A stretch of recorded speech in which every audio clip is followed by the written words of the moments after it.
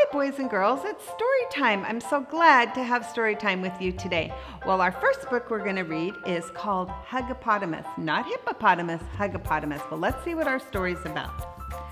Albert was his parents' pride and joy. When he smiled for the first time, his mother jumped up and down with delight. "Look at our baby," she cried out. "Isn't he wonderful?" Whether Albert was taking his first steps or learning his ABCs, and when he was doing nothing at all, they couldn't help hug their one and only hippo. "Why do you guys hug me all the time?" Albert asked. "Well, because we love you so much," his father replied. "Oh, you're our little huggipotamus," his mother added. Albert smiled. "A hug shows that you care about someone," he thought as he went out to play. A lot of us like to have hugs. Waddling through the dense jungle, Albert spotted Benny. He quietly tiptoed up behind his friend and gave him a super strong hippo hug. "Yow!" Benny roared. "What are you doing?" "Well, I'm hugging you," Albert replied. "Don't you like hugs?" "Not when you're so strong," Benny said. "I'm playing hide and seek, and you gave away my hiding place." "Oh, I'm sorry," Albert said. "Can I play with you?" "No," Benny said as he slid back into the bushes. Albert spotted Jasmine jumping rope by the waterfall. He ran up and gave her a squeeze. "Ouch," Joanna said. "What are you doing?" "Well, I'm hugging you," Albert replied. "Don't you like hugs?" "Not now," Jasmine said. "I wasn't ready. Just look at me." "Well, I'm sorry," Albert said. "Can I play with you?" "No," said Jasmine, so as she untangled herself. Oh. Albert plodded over to Savannah. Badge was just about to score a goal. "I love you, little monkey," Albert shouted. Badge claimed. "What are you doing?" "Well, I'm hugging you," Albert replied. "Don't you like hugs?" "You made me miss my shot," Badge yelled. "You're just too rough." "Oh, I'm sorry," Albert said. "Can I play with you?" "No," said Badge as he dashed off after the ball. "Oh, I think Huggipotamus is getting kind of sad." Albert slumped down in the shade of a bamboo tree. "I was only trying to show my friends how much I care about them," Albert thought. "Now nobody wants to play with me." Albert watched as Benny, Jasmine, and Badge began a game of freeze tag. "I wish I could play too," he said, "but nobody wants a clumsy hippo in their game." Then Albert looked up and saw that Benny had been tagged. He was frozen in place. "Benny needs my help," Albert said. He barreled towards his friend, rushing faster and faster. I'm coming." Albert ran so hard that the earth trembled. He ran so hard the trees shook. He ran so hard his friends stopped playing.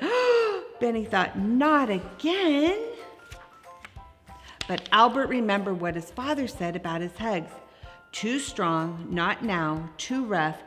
He slowed down and he skidded to a stop just before he reached Benny. "Can I play with you?" Albert asked in a calm voice. "I won't hug you unless you want me to, and I promise not to be so rough." "Sure," Benny said, laughing out a deep sigh. "You're it." When the game ended, Benny, Jasmine, and Badge huddled together.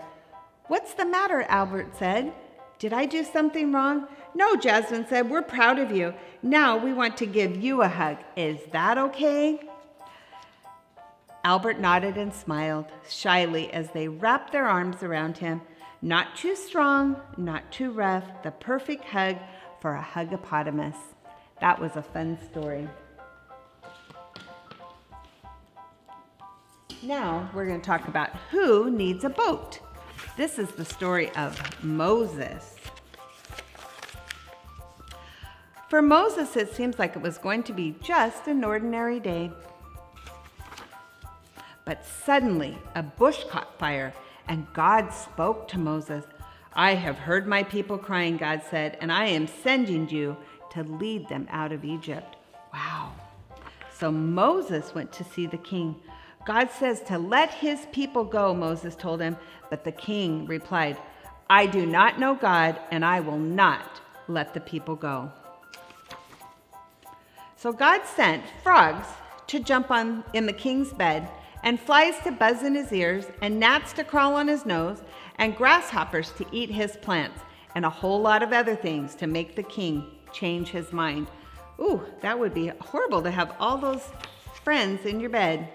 Well, and it worked. God shouted. He said, go, shouted the king. Take those people, take the sheep, and just take them, and go, go, go. So the people followed Moses out of Egypt. They walked and walked till they came to the sea. But there was no bridge. They had no boats. How were they going to cross that big, big pool of water? Then the people heard a noise like a thunder. But it was not a rainstorm. It was worse than that. It was the king's armies thundering towards the sea. The soldiers were coming to take God's people back to Egypt.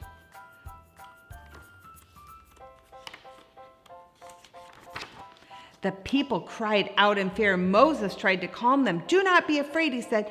God will fight for you. Then God told Moses to hold his rod out over the water. And Moses did. And the sea opened right down the middle. Wow, that had to have just been amazing. It opened wider and wider. Walls of water rose higher and higher. Moses and the people walked right through the sea on the road God made for them. What a funny sight it was. When they were safe on the other side, the people turned around to watch. The army was still coming. Moses lifted his rod, and God brought all the water splashing down. The king's army was swished away, never to bother God's people again. Moses and the people were thankful for God's help, so they sang this happy song. The Lord is my strength, the Lord is my song. I'll praise my God all day long. Boys and girls, that's an amazing story right out of the Bible. Well, our last book today is Nina's Big World.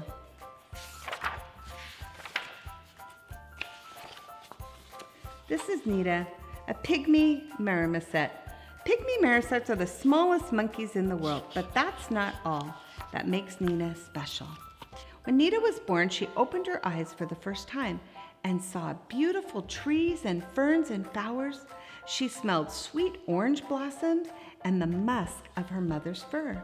She yawned and tasted warm air on her tongue, but she couldn't hear the squawking parrots on the branches overhead. She couldn't hear the hum of mosquitoes and dragonflies. She couldn't even hear her parents' voice. Nina was born deaf. Her parents left her when she was just 3 weeks old. Nina was scared. She didn't know how to find food for herself or how to groom her fur. She saw others scurrying around the nature sanctuary, but she couldn't understand what they were trying to tell her, and she didn't know how to ask for help. Nina felt so alone. But then something wonderful happened. Kind humans brought Nina inside, and she found herself in a cozy nest of her very own. She even got a cuddly toy that kept her warm. Nina didn't need to hear the voices of human friends to know she was safe now. Love wasn't a sound. It was warm blankets and ropes to climb on. Every day, someone groomed her pretty fur with a little toothbrush. The bristles felt just like her mama's claws. Nina loved her toothbrush massages. Nina also loved to eat. She saw the other happily nibbling on bugs and livers, but she liked smooth yogurt and lumpy rice pudding. And then fluffy whipped cream was her favorite. When she wasn't gobbling down tasty sweets, curious Nina scurried and hopped through her new surroundings.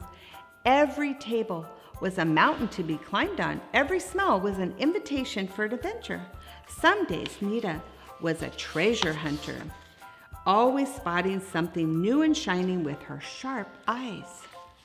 She was a brave explorer, getting lost in the tall grasses and peeking inside dark and spooky caves. Sometimes when she followed her nose to interesting places, Nita wished she had a friend to share her adventures, but she couldn't hear them inviting her to play.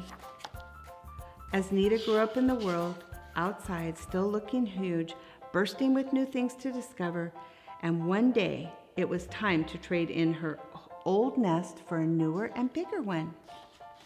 But there was something else in the nest already. It was another pygmy who was almost as little as she was. Nita wasn't sure what to think of Mr. Big. Or first, he moved his mouth a lot, but she still couldn't understand him. Then Mr. Big sat beside Nita in her favorite flower pot. Without ever hearing his voice, Nita understood what he was telling her. He wanted to be her friend. Soon Nita realized her new friend liked to do all the same things she did, so they climbed on things and played, and while Nita couldn't hear his chatter or whisper secrets to him, she could climb as high and jump as fast as he could. Nita's world was always silent, but then that meant she noticed other things that Marmoset often missed, like colorful creatures, even smaller than she was. Nita liked to swing in her deck on her human friends from time to time, and she still loved her toothbrush massage more than anything else. But she was happier when she was outside exploring with Mr. Big, the friend she always wanted. Now love is shared treat and napping in their same hammock. There's a big world surrounding Nita's new nest, and she's already climbed to see and taste it all, as long as she could curl up with her toothbrush at the end of the day. Well, boys and girls, it was great to have story time with you today. I'll see you next week. Love ya.